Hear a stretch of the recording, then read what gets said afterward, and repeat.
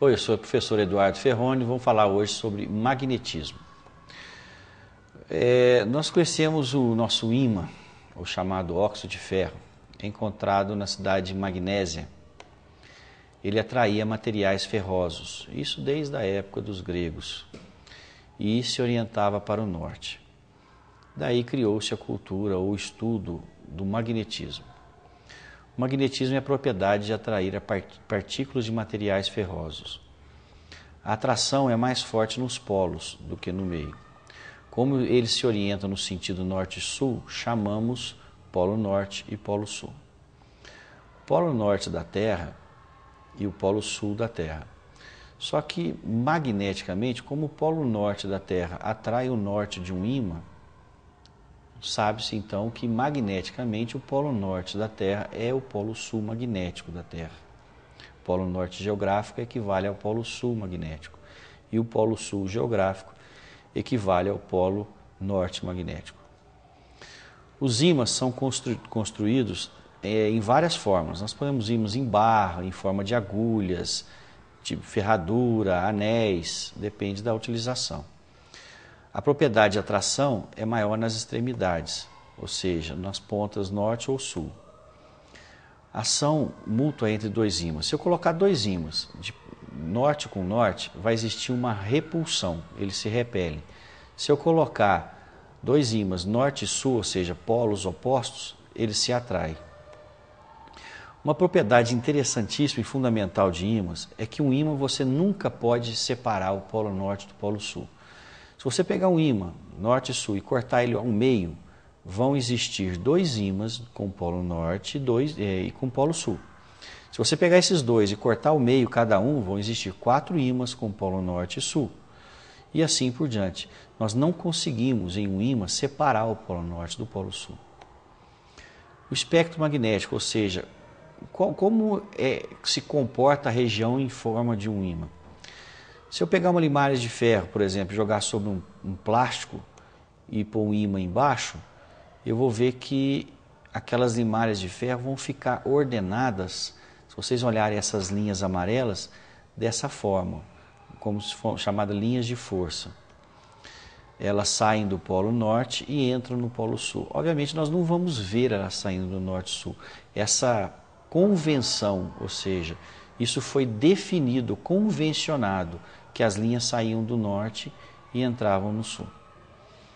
O espaço ocupado por essas linhas de força, é chamado de campo magnético. Campo magnético é aquela região do espaço em torno do ímã que existem as linhas de força. Nós não conseguimos enxergar isso, mas nós sabemos que existe, pois basta colocar um objeto ferromagnético, ele vai sofrer uma ação de uma força. Uma barra de ferro sem magnetização pode ser considerada como tendo um grande número de pequenos ímãs dispostos de maneira desordenada, ou seja, qualquer metal que não seja ímã, ele pode ser considerado como sendo vários ímãs desordenados ali dentro. Se eu coloco um ímã próximo desse metal, eu vou ordenar esses pequenos ímãs e aí essa barra de ferro se comporta como se fosse um ímã. E aí ela pode ser atraída ou repulsada. Se você pegar, por exemplo, uma corrente elétrica em um determinado condutor elétrico, também ela vai criar um campo magnético em torno dela. Isso aí é chamado, foi provado pela lei de Faraday, que quando você passa uma corrente por um fio, ele cria um campo magnético em torno dela. Vejam esse exemplo. Tem uma limalha de ferro esparramada aleatória numa placa de vidro e um condutor elétrico rígido. Quando eu vou ligar esse condutor elétrico a uma bateria, por exemplo, vai passar por esse condutor uma corrente elétrica e aí aquelas limalhas vão ficar ordenadas. Percebam que essa limalha ficou circular em torno do campo do fio.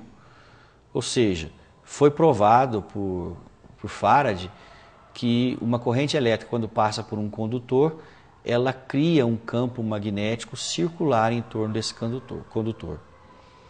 Vamos pegar uma bússola, também colocada próximo de um fio.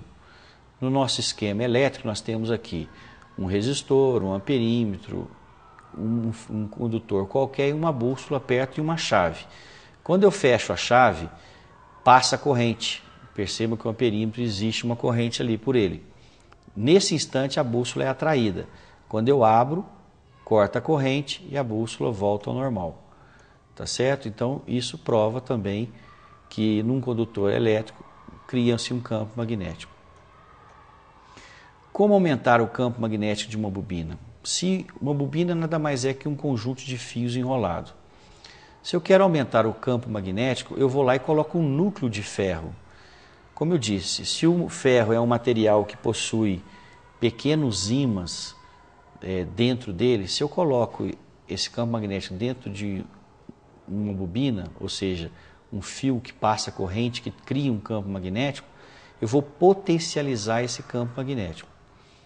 Então, o núcleo de ferro concentra as linhas de força do campo magnético, potencializando esse campo magnético. Então, se eu tenho aqui, eu posso aumentar também. Se eu aumento a corrente elétrica, também eu aumento o campo magnético. E uma outra maneira de aumentar o campo magnético é aumentando o número de espiras. Então, o campo magnético está diretamente relacionado ao material, ao número de espiras e ao valor da corrente elétrica. Vamos falar de polaridade do campo magnético. Veja o nosso esquema, que eu tenho uma corrente que ela entra no fio que está azul e sai no fio que está vermelho. Existe uma regrinha simples chamada regra da mão direita. Eu vou fazer o exemplo aqui, vocês vão visualizar a minha mão, que esse dedo é o sentido da corrente elétrica quando entra num condutor. E esses 4 dedos formam o sentido do campo magnético. Usando essa regra, eu sei qual é o sentido, conhecendo o sentido da corrente, qual vai ser o sentido do campo magnético. E ela só pode ser feita com a mão direita. Por isso é chamado de regra da mão direita. Veja no meu esquema, quando eu inverti o fio aqui, eu inverti a corrente na bobina, eu inverti o campo magnético. Vamos falar de eletroímã. Nosso esquema elétrico que vocês podem ver aí, eu tenho uma bobina com um núcleo de ferro, que inicialmente ele não está imantado, ou seja, não tem corrente elétrica, ele não está funcionando. Quando eu fecho a chave, percebam que vai passar corrente elétrica, ele vira um ímã, ele cria propriedades de um campo magnético e vira um ímã. Quando eu abro a corrente, ele deixa essa propriedade, ele perde essa propriedade. O mesmo campo magnético de um ímã possante podemos conseguir com um pequeno eletroímã, ou seja, eu posso controlar a corrente e fazer um eletroímã possante. Eu tenho lá um ímã grande, se vocês olharem no meu esquema, e um ímã pequeno com uma bobina em volta sobre ele. Se eu passo uma corrente com o sentido correto, mediante aos polos norte e sul desse ímã, eu vou potencializar esse meu ímã. Tá? Então eu controlo o campo elétrico controlando a corrente. Bem, sobre magnetismo é só isso, espero que isso tenha ajudado os senhores ao entendimento dessa matéria. Obrigado.